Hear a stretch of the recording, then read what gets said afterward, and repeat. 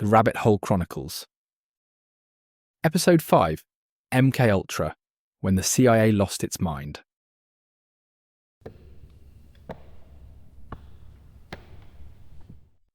San Francisco, 1955. A businessman walks into an apartment at 225 Chestnut Street, lured by a beautiful woman he met at a bar. She pours him a drink. He takes a sip. Within minutes, the walls start melting. Colours explode behind his eyes. Reality fractures into a kaleidoscope of terror. He doesn't know it, but he's just been dosed with LSD by the Central Intelligence Agency. Behind a two-way mirror, federal agents watch, taking notes. One of them, George Hunter White, sips a martini and chuckles. He'll later write in his diary, "Where else could a red-blooded American boy lie, kill, cheat, steal, rape, and pillage with the sanction and blessing of the All-Highest?"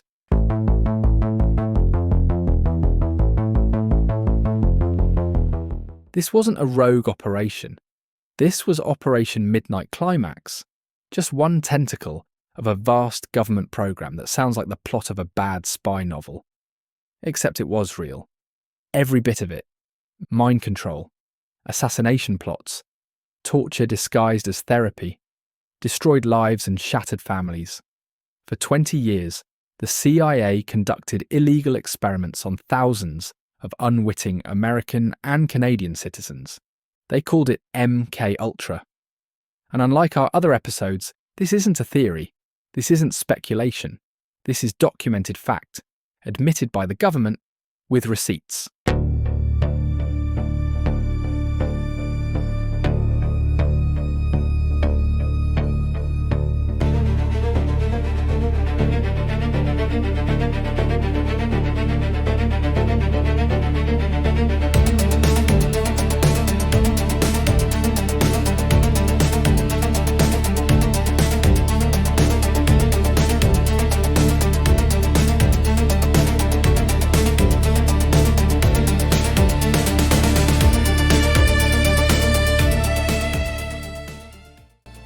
Welcome to the Rabbit Hole Chronicles.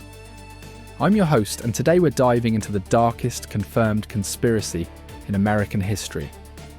A program so vile that when Congress finally learned about it, one senator called it the abyss from which there is no return. Buckle up, this one's going to get weird. And by weird, I mean your tax dollars paid for CIA agents to watch people have sex while high on acid.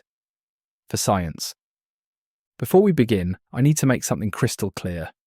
Everything I'm about to tell you is real. It's documented. It's admitted. There are receipts, literal receipts, because that's the only reason we know about most of this. In 1977, a journalist filed a Freedom of Information Act request and discovered 20,000 pages of MKUltra documents that survived a massive cover-up, financial records that the CIA forgot to destroy. These documents revealed that from 1953 to 1973, the CIA ran 149 sub-projects at 80 institutions, including 44 colleges, 15 research foundations, 12 hospitals, and 3 prisons. They spent over $10 million, that's $100 million in today's money, trying to figure out how to control human minds. And here's the kicker, they had no idea what they were doing. One CIA officer later admitted they were just throwing things against the wall to see what sticks. Except the wall was the human brain, and what they were throwing included LSD, electroshock, sensory deprivation, and psychological torture. So yeah, when people say the government is experimenting on citizens, sometimes they're right, and sometimes it's even weirder than they imagined. Cold War madness. To understand how America's intelligence agency became a psychedelic torture cult, we need to go back to the early 1950s. The Cold War is raging, paranoia is everywhere, and the CIA is convinced the communists have unlocked the secrets of mind control. Two events really freaked them out. First, in 1949, Hungarian Cardinal József Mindszenty goes on trial and confesses to treason in this weird robotic voice. CIA officers watching are convinced someone else is literally speaking through his mouth. Then during the Korean War, American POWs come home spouting communist propaganda. The term brainwashing enters the lexicon. The CIA becomes obsessed with the idea that the Soviets and Chinese have developed techniques to hijack human minds. So on April 13th, 1953, CIA Director Allen Dulles gives the green light for MKUltra.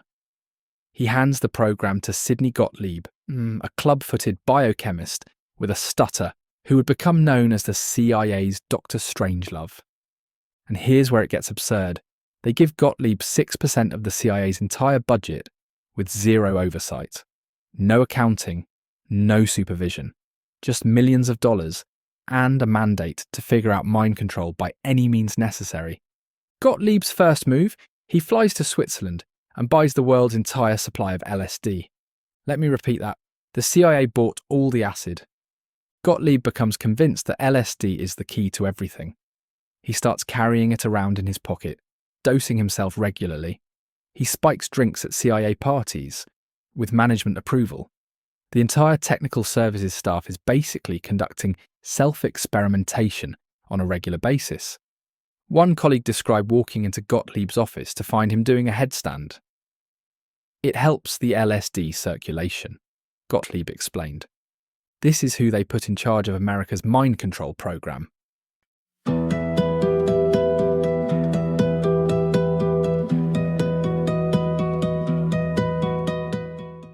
The death of Frank Olson. November 19th, 1953. A group of CIA scientists gather at Deep Creek Lodge in Maryland for a work retreat. After dinner, Sidney Gottlieb makes a round of after-dinner cocktails. What he doesn't mention is that he spiked them with LSD. Among those unwittingly dosed is Frank Olson, a 43-year-old army scientist who works on biological weapons. Olson has never taken LSD. He has no idea what's happening when reality starts to dissolve. The trip goes badly, very badly. Olson becomes paranoid, convinced his colleagues are plotting against him. He tells his wife he's made a terrible mistake. He talks about quitting his job, leaving the country. 9 days later, Frank Olson plunges from a 13th floor hotel window in Manhattan. The CIA story? Suicide. Case closed. They tell his family he jumped during a nervous breakdown. What they don't mention is the LSD. For 22 years, the Olson family has no idea Frank was drugged by his own government. Then in 1975, the Rockefeller Commission reveals MKUltra, and the family learns the truth. Sort of. President Ford apologizes, they get $750,000 and promises a full disclosure. But here's where it gets darker. In 1994, the family has Frank's body exhumed. Forensic expert James Starrs finds skull fractures consistent with blunt force trauma. No cuts from broken glass, despite supposedly crashing through a window. The family now believes Frank Olson was murdered. Why? Well, we now know Olson had witnessed CIA interrogations in Europe that disturbed him deeply. He'd seen the use of biological weapons in Korea. He was talking about quitting, maybe talking too much. As Olson's son Eric put it, the only satisfactory answer is that someone threw him out that window. But hey, at least they got an apology.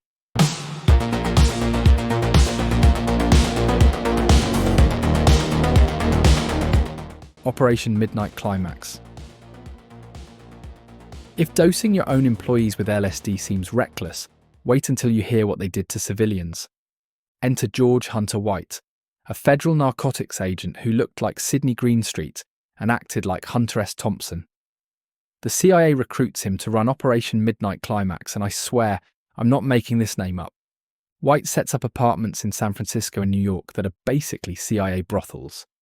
He hires prostitutes to lure men back to these safe houses, where their drinks are spiked with LSD. CIA agents watch through two-way mirrors, ostensibly studying whether the combination of sex and drugs could be used to extract secrets. Let me paint you a picture of the professional setup here. White would sit on a portable toilet behind the mirror, drinking martinis, watching people have bad trips while trying to have sex. He decorated the apartments with pictures of women in bondage and torture scenes. Real classy stuff. White's reports read less like research and more like letters to Penthouse. At one point, he writes about testing LSD on the beat crowd, artists, musicians, and minorities who he figured no one would miss if things went wrong. The operation ran for a decade. Hundreds, possibly thousands of people were dosed without their knowledge. And what groundbreaking intelligence did we gain? Nothing. Turns out people on LSD don't reveal state secrets. They just see colours and talk about the universe. But White didn't care. In his final letter to Gottlieb, he wrote, "I was a very minor missionary, actually a heretic, but I toiled wholeheartedly in the vineyards because it was fun, fun, fun." The Canadian Horror Show. While the CIA was playing psychedelic grab-ass in San Francisco, things were taking a much darker turn up north. Dr. Donald Ewan Cameron ran the Allen Memorial Institute in Montreal. He was president of basically every psychiatric organisation in the world. The guy who literally wrote the book on psychiatric ethics. Naturally, the CIA gave him money to destroy people's minds. Cameron believed he could erase a person's personality and rebuild it from scratch. He called it depatterning, which sounds like something you do to wallpaper, not a human being. His technique? First, he'd put patients into drug-induced comas for weeks at a time. We're talking up to 86 days of medically induced sleep. Then he'd blast them with electroshock therapy at 30 to 40 times the normal intensity. But wait, there's more. He'd also subject them to psychic driving, playing recorded messages on a loop, sometimes 500,000 repetitions. Imagine being forced to listen to the same sentence 500,000 times while your brain is scrambled by drugs and electricity. Patients who went in for postpartum depression or mild anxiety came out unable to recognise their own children. They couldn't remember how to use a toilet, how to boil water, how to speak. One patient, Linda MacDonald, went in for mild depression. She came out having lost 26 years of memory. She didn't recognise her husband or 5 children. She had to be toilet trained. At age 55, another patient was so destroyed that when her daughter visited, she asked, "Would you like to be my mother?" She had no concept of who she was or who anyone else was. The CIA funded this through something called the Human Ecology Fund, because apparently human ecology means turning people into vegetables. And here's the real kicker. When the CIA stopped funding Cameron in 1964, the Canadian government picked up the tab. They kept this going for 3 more years, knowing full well what was happening. To this day, Canada has never formally apologised. The victims got small settlements decades later, if they were still alive to collect them. Most weren't. Cameron died in 1967, hiking in the mountains. He never faced justice. His techniques, however, lived on. They became the blueprint for torture methods used at Guantanamo Bay and CIA black sites.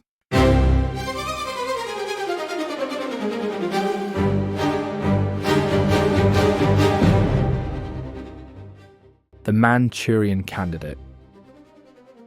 Remember that movie, The Manchurian Candidate, about a programmed assassin? The CIA saw that and decided to try it for real. Declassified documents show they had a program called Subproject 136, specifically for Manchurian Candidate work. They budgeted $8,579 for it. The goal was to create someone who would kill on command with no memory of doing it. One proposal involved finding a foreign national, drugging him at a party, hypnotising him, and programming him to assassinate a politician. After the deed, he'd conveniently be executed by the foreign government, tying up loose ends. They actually made progress. In one experiment, they hypnotised a secretary and convinced her to shoot another woman with what she thought was a real gun. She pulled the trigger without hesitation and had no memory of it afterward. But my favourite document is from 1954, where they request permission for time, places and bodies for terminal experiments. Terminal. Experiments. As in experiments where people die. They're literally writing memos asking, "Hey, can we murder some folks for science?"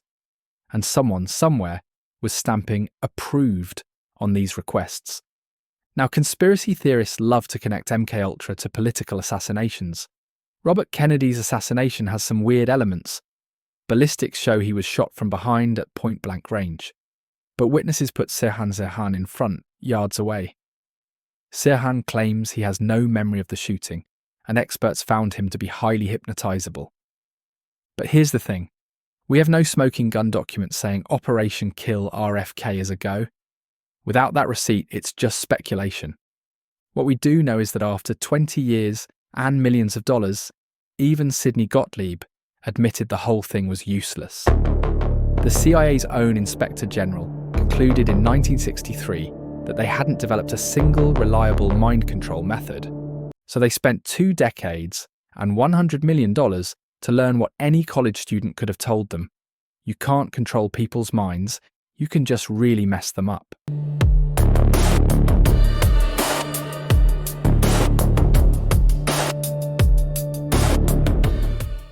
The Great Cover-Up. By 1973, the Watergate scandal has everyone paranoid about government secrets. CIA Director Richard Helms realizes MKUltra is a ticking time bomb. So he does what any responsible public servant would do. He orders everything destroyed. Helms calls in Sidney Gottlieb and tells him to shred it all. Every document, every file, every record of 2 decades of illegal human experimentation. And Gottlieb does it. Boxes and boxes of documents go into the shredder. Medical records of victims, detailed experiment results, the full scope of operations.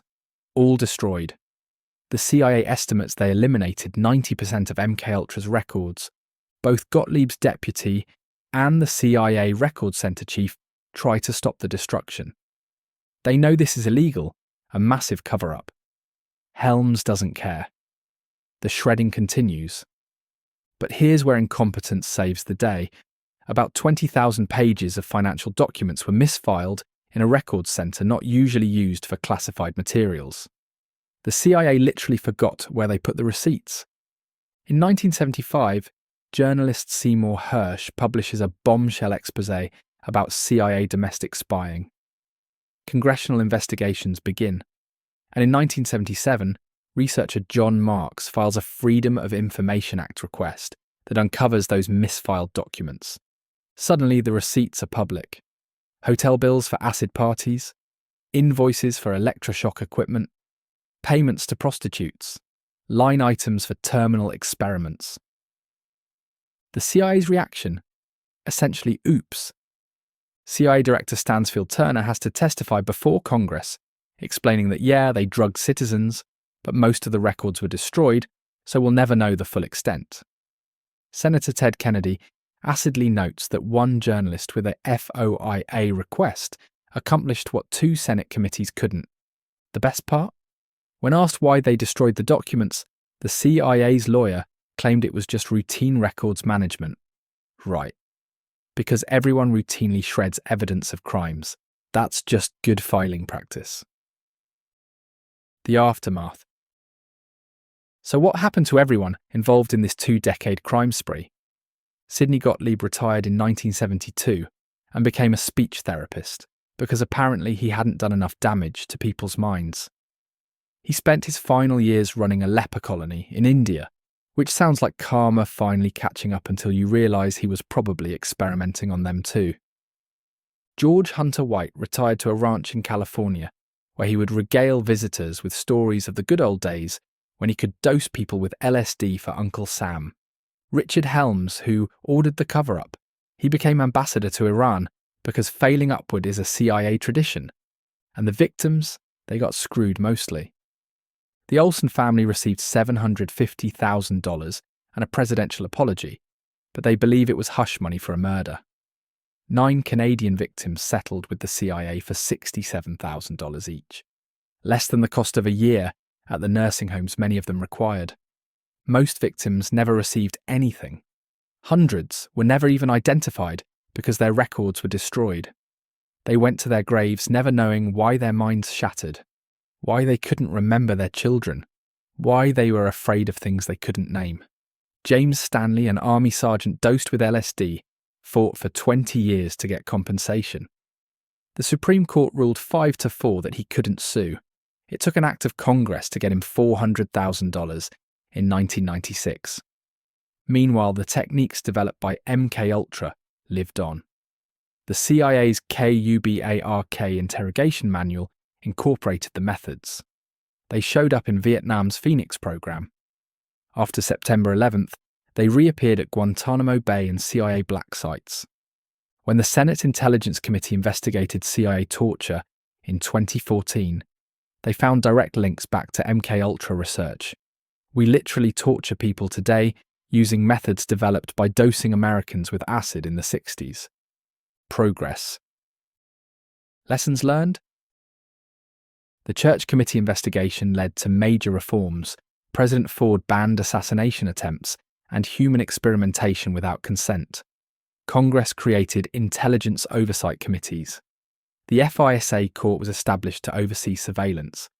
Frank Church warned that the technology of surveillance could enable total tyranny in America. He called it the abyss from which there is no return.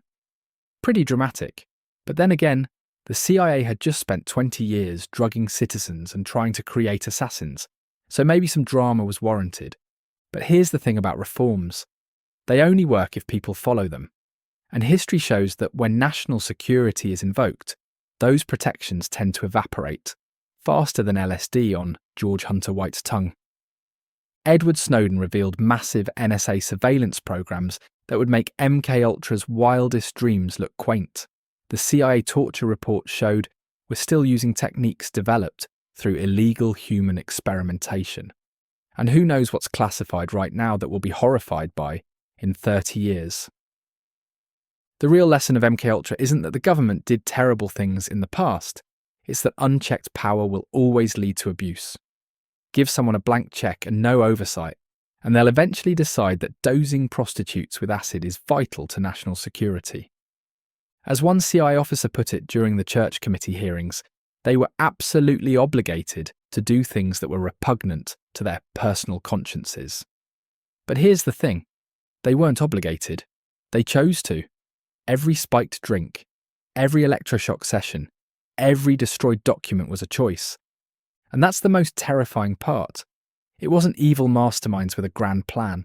It was ordinary people who convinced themselves that the ends justified the means, that national security trumped human rights, that American citizens were acceptable casualties in the Cold War. It could happen again. Hell, it probably is happening again. We just won't know about it for another 30 years when someone misfiles the receipts. So there you have it, MKUltra. The conspiracy theory that's 100% true and somehow worse than fiction. For 2 decades, the CIA drugged, tortured, and experimented on thousands of unwitting citizens. They destroyed families, shattered minds, and possibly murdered people who knew too much. They spent millions of taxpayer dollars to learn what any ethical person could have told them for free. You can't control minds and you shouldn't try. When caught, they destroyed evidence, lied to Congress, and fought tooth and nail against compensating victims. Most of the perpetrators never faced justice. Many of the victims never learned the truth. And the techniques they developed, they're still in use, just with different names and newer justifications. The next time someone dismisses conspiracy theories as paranoid fantasies, remind them of MKUltra. Remind them that yes, sometimes the government really is conducting illegal experiments on citizens. Sometimes they really are covering up crimes. Sometimes the truth really is worse than fiction. But also remember this. We know about MKUltra because of journalists, researchers, and senators who demanded answers. Because of survivors who fought for decades for recognition. Because ultimately, the truth has a way of surfacing, even if it takes 30 years and a misfiled box of receipts. Stay skeptical, stay curious, and maybe don't accept drinks from strangers, especially if they work for the CIA. Next week on the Rabbit Hole Chronicles, we're heading to Dallas, November 22nd, 1963. 1 president, 1 motorcade, 3 shots, or were there more?